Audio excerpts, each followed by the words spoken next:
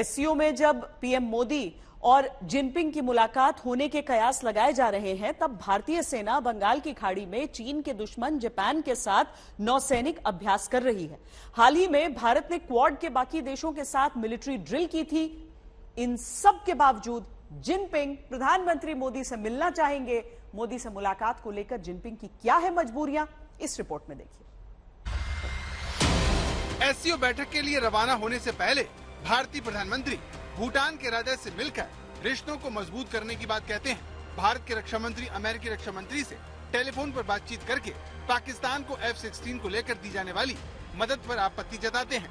भारत के विदेश मंत्री फ्रांस की विदेश मंत्री से मुलाकात करते हैं। चीन के खिलाफ बने क्वाड के एम्बेसडर न्यूयॉर्क में मुलाकात करके आगे की रणनीति बनाते हैं।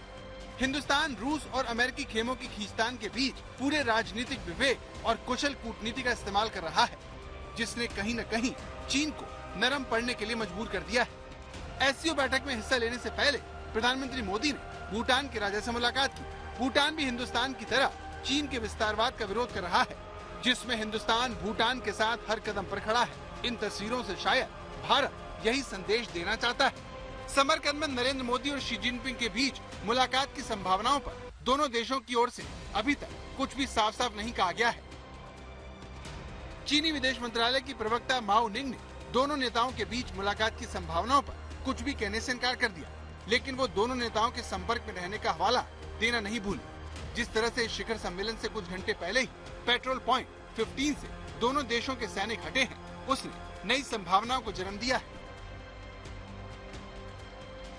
डोकलाम संकट को याद करें तो वो इसलिए सुलझा था क्योंकि चीन ब्रिक्स सम्मेलन आयोजित करवा रहा था, जिसमें पीएम मोदी की उपस्थिति वो चाहता था। ऐसे में वो पीछे हट गया।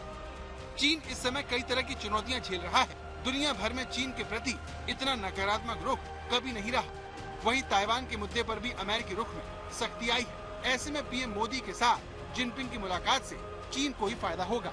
लेकिन सवाल यह है कि मुलाकात की पहल कौन करेगा और चीन क्या डोकलाम की तरह पूर्वी लद्दाख से पीछे चला जाएगा? क्योंकि भारतीय प्रधानमंत्री और जिनपिंग की केमिस्ट्री तब तक नहीं लौटेगी जब तक चीन अपनी हद में नहीं आ जाता। चीन एससीओ के जरिए अपनी शक्ति दिखाना चाहता है, लेकिन इसके लिए जरूरी है कि भारत से उसके रिश्ते पुराने स्वरूप में लौटे,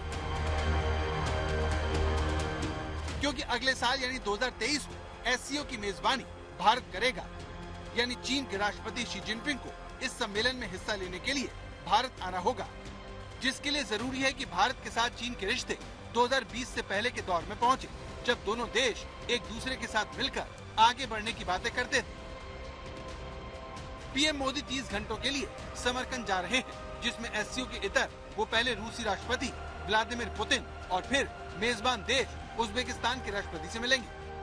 जानकार मानते हैं कि मोदी जिनपिंग से मुलाकात करने के लिए तब तक राजी नहीं होंगे जब तक बैठक से कुछ ठोस न निकले। सिर्फ हाथ मिलाने के लिए वो ऐसा नहीं करना चाहेंगे। इसकी बड़ी वजह दुनिया का मौजूदा सूरत-ए-हाल है। चीन इस समय दुनिया में अलग थलग पड़ा हुआ है, वहीं वैश्विक पटल पर भारत काफी अच्छी स्थिति में है।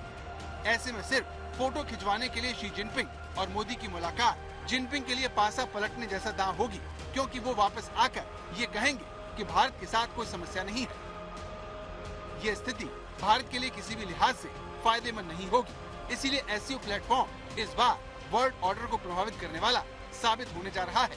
गीता मोहन, समरकंद, उज्बेकिस्तान आज तक।